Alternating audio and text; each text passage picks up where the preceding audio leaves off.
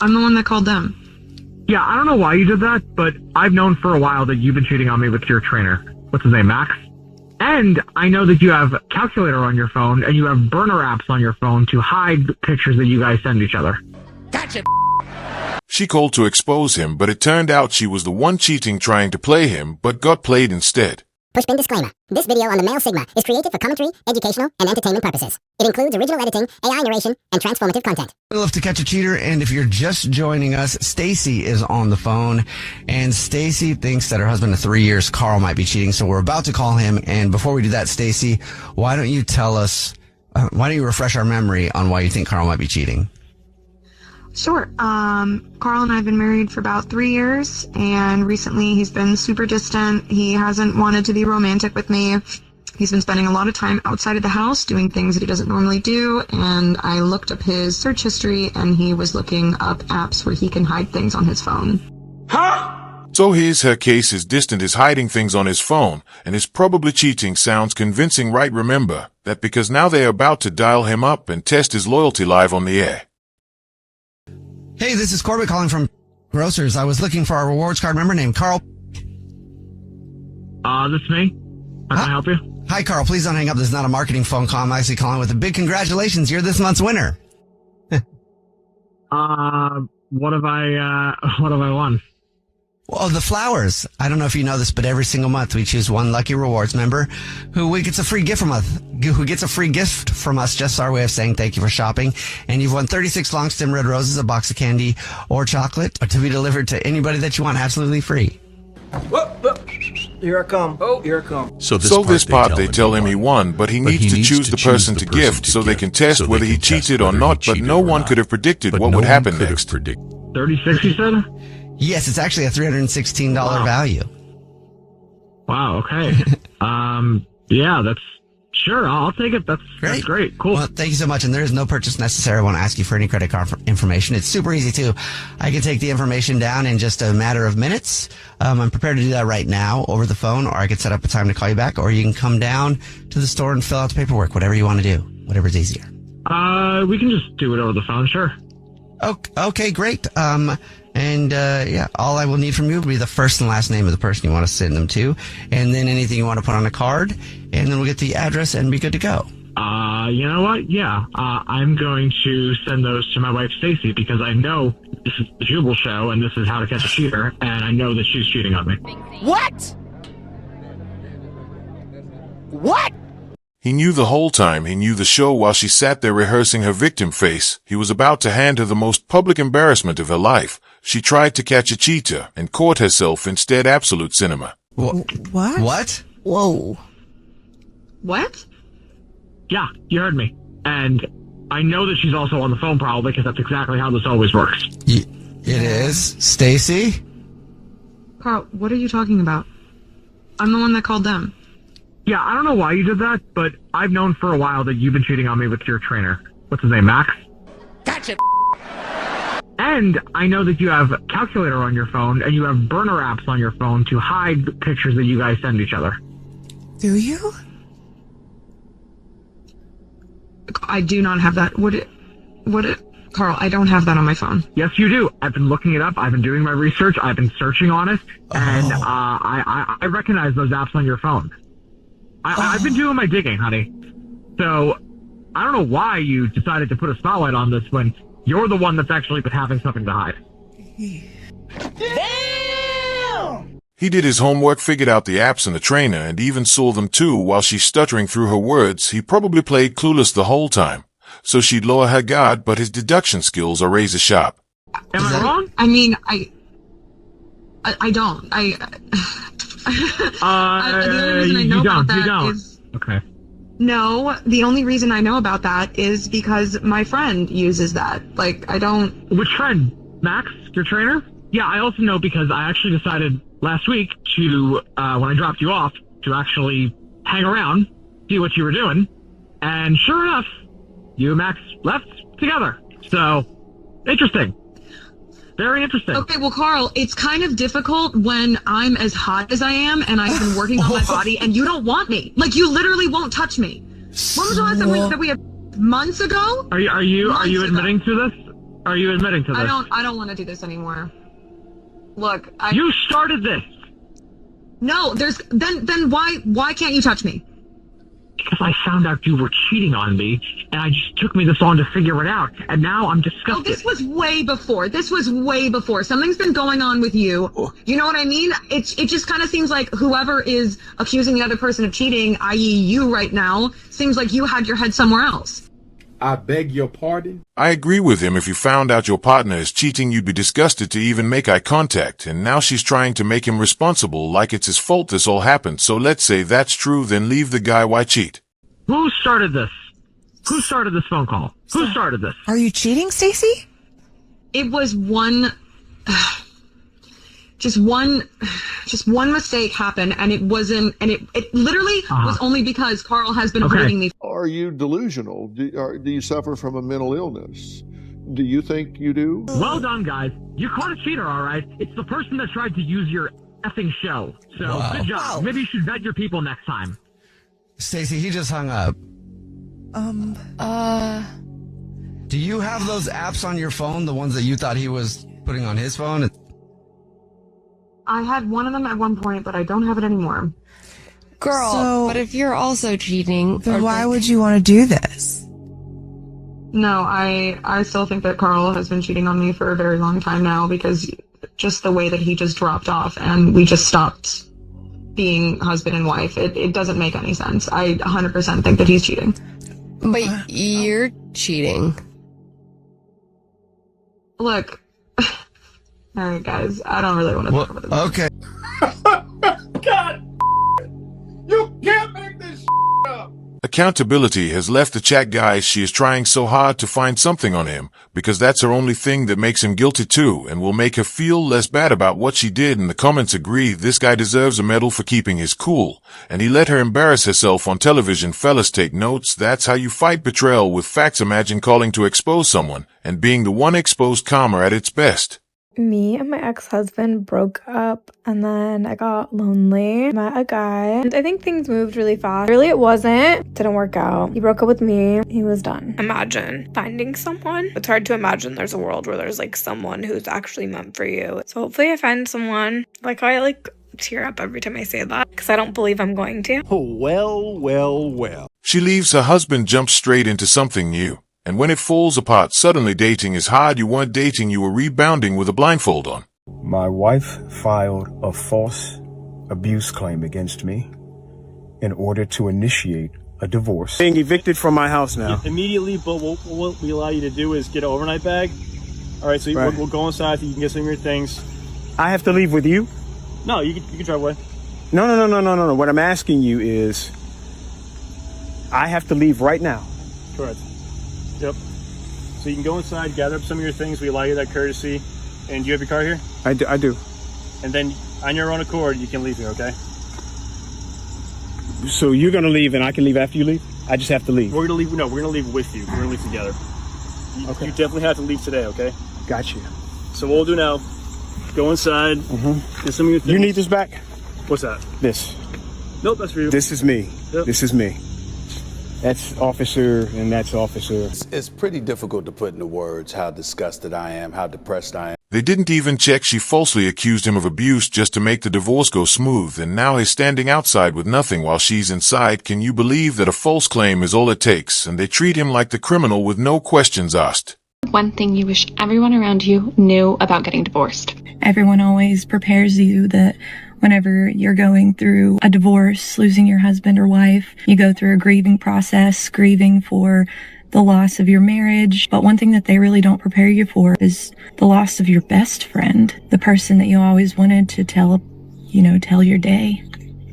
And I wasn't prepared for that. I wasn't prepared for feeling that way, even when you're not together, just having that desire. Well, that's what you get for letting others make decisions on your behalf. She let the courts and lawyers run the show, and now she's shocked she lost her best friend. That's the consequence of a decision someone else probably made for you. Here it is.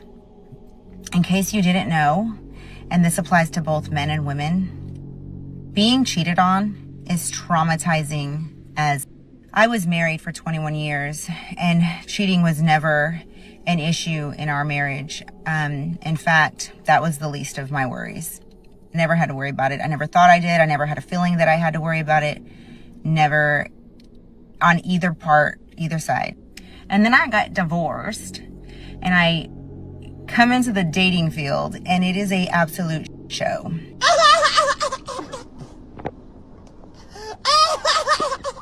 Freedom and living only once, all that talk. Where is it now? She was married 21 years, never worried about cheating, and then walked into the modern dating market. Now she's calling it an absolute disaster. Funny how people never notice what they had until it's gone and over. Hey, y'all, come look at this. My ex sent me a message that said, as always, I'll make sure our children don't go without. And yeah, he's right, as always, because I haven't worked and he's always paid for everything. So of course, he's always been the one to not make them go without. It just takes me back to feeling worthless, the feelings of worthlessness. And the fact that my self-worth is just gone still. And how easily he can just make me feel like I'm this big again. I don't really understand what that was. Like, was that just a dig at me? Because if it were up to me, they would go without. And I don't even understand, why even say that? Because you clearly know that I haven't worked for the past... God, you can't make this up. He sends a message saying the kids won't go without, and somehow she turned it into an attack on her self-worth. Earth, he didn't mention you. He mentioned the children. You feel worthless because you haven't worked, and that's somehow his fault. Get a job problem. Stand by the fact that my husband is the ugliest man that I have ever met 5 years into our marriage. If you are single right now, it's because you want to be attracted to your partner, and that is just not realistic. I don't know how many times women on this app are going to have to say it. Find an ugly man and marry him.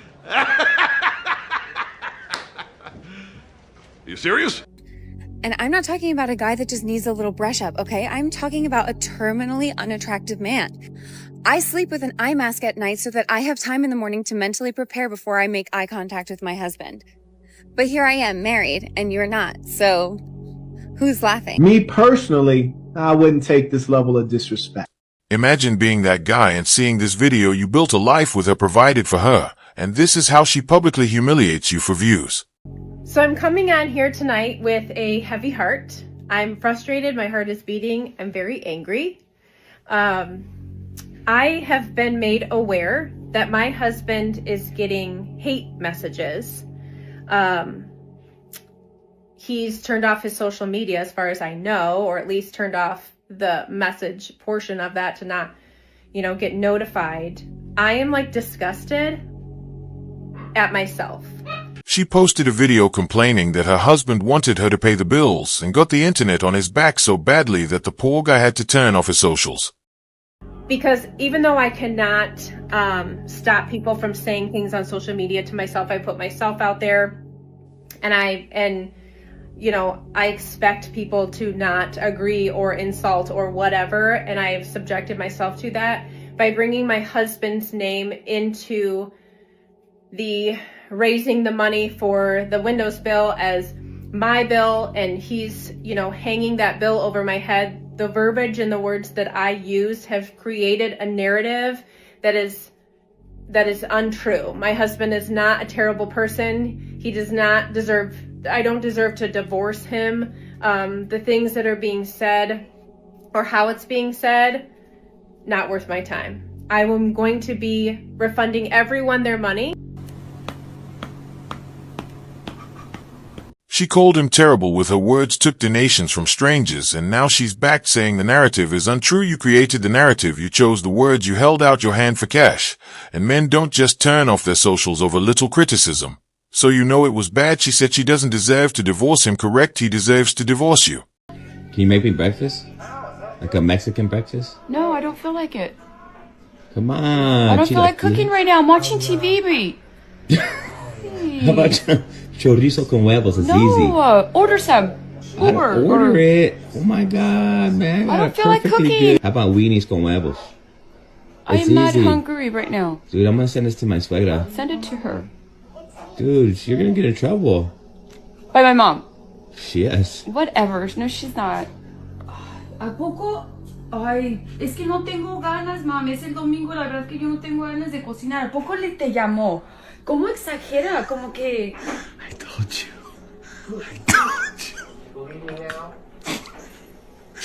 No, no le voy a hacer nada para que se le quite. No, hombre. No, no tengo ganas de cocinar, mom. Él puede ordenar.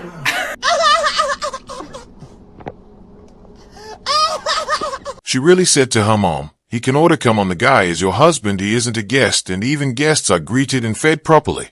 I hated my husband. Yeah, I hated my husband. God forbid I say the word hate, and I don't mean it. I was in the HHA, the Husband Haters Anonymous, okay? I was struggling, trying to figure out how to heal from this resentment with my husband. The first couple of years after kids, we're like two rams at each other every day, okay? Stop it. Get some help. We had immense highs. We had immense lows. And then some days we were just kind of like sleepwalking through it. This doesn't mean that all of your marriage is terrible, right? But postpartum genuinely brings out the worst in relationships. It also brings out the worst in you individually. There's so many hormones happening. There's so much evolution and change and adaptation that needs to occur between you and your spouse and your kids. 2,000 years later. You and your kid, you and the new kids, and then the kids and the new kid, like whatever your dynamic is, it's a huge change. You don't just bring a new kid home like you're bringing home Honeycrisp apples from the grocery store. Like, this isn't just about a fresh pick. This is about a whole human coming in, integrating with your family, and becoming a part of it. So yeah, to hate your husband is normal. And guess what? My husband did me too. That last part doesn't surprise me. You gave him every reason to do so, but what I love most is that they stuck together even if it was bad, instead of these breaks we hear about in today's day and age, and taking the easy divorce route. To come on here and make a public apology to my mother. I would judge her for burning so many meals on the stove and leaving things on the stove. And here I am, a mother of four, burning things on the stove and forgetting that the stove is on quite frequently. And I just feel humbled and apologetic to my mother for, thinking like, why you always gotta burn things on the stove? Like, we have a lot on our mind and we're trying to get a lot done all at once and it doesn't always work out. So, sorry, Mom. What about the husband is the one you should apologize to? He eats that food every day, but jokes aside, why is the kitchen light like one of those rooms they develop photos in? Maybe that's why the food gets burned like that. My marriage ended last year, in December of 2024, and I want to talk about it. I saw this post that said, tell me why your long-term relationship ended, like the small stuff, the stuff that added up over time. And I've come to realize that the biggest thing for me, and like what compounded the most, is that the fullest version of myself that I was when I started dating my ex-wife was someone that I loved and someone that she fell in love with. Oh, hell no. Here we go again with that I needed to find myself story. Let's assume that's true. It is our responsibility to stay fit. And on self-improvement, you stop trying when you committed. How is it the other person's fault? Because I was confident, I was outgoing, I was thriving in my career, I worked out all the time, I took care of myself, and that kind of like care and personality is magnetizing. Like, I understand why she was attracted to me. But I think over time, that attraction grew to, I don't know if it was jealousy. I don't know if it was she just really didn't like who I was as a person, but liked that everyone around me liked me. Congratulations, you played yourself. You don't know, I'll tell you, it's because you got comfortable. I know it's bad, but it's true. And this is advice for you guys in relationships, and everything always improve. I wake up one day and then find out my wife was on Girls Gone Wild 99. You know what I mean? That puts fair. me in a position where I'm like, okay, do I even know who I married? It starts to, like you're saying, you start to get, ambushed with information. Okay. You know? As opposed to just be open with it up front, you know, and then let's navigate this together, whether I am open to it or whether I'm against this. If I have my line drawn in the sand, that's my decision. You know what I mean? The fact that our marriage wouldn't have, you know, pursued, or we wouldn't have gotten married, is not up to you. It's up to both of us. Mm-hmm. You know what I mean? So you're kind of, that's where she kind of lost me in the scenario where she's like, I've already moved on, so it shouldn't be a thing. It's like, no, it's like, I'll give you another analogy. Say, like, I was a great programmer, right? But then I spent 3 years in prison for doing some tech scam or something like that. Sure. When I get out, it's my duty to tell my next employer that I spent time in prison, no matter what my skills are. Good point. It's my duty to tell them, because they can. I'm a liability for them at that point. He made a solid point. You don't get to hide the prison sentence because you did your time. Same with the past. You don't get to bury your history and then call it irrelevant when it surfaces. If you're building a life with someone, they deserve the full image, not the highlight reel. Well, guys, that was all for today. We'll be back soon.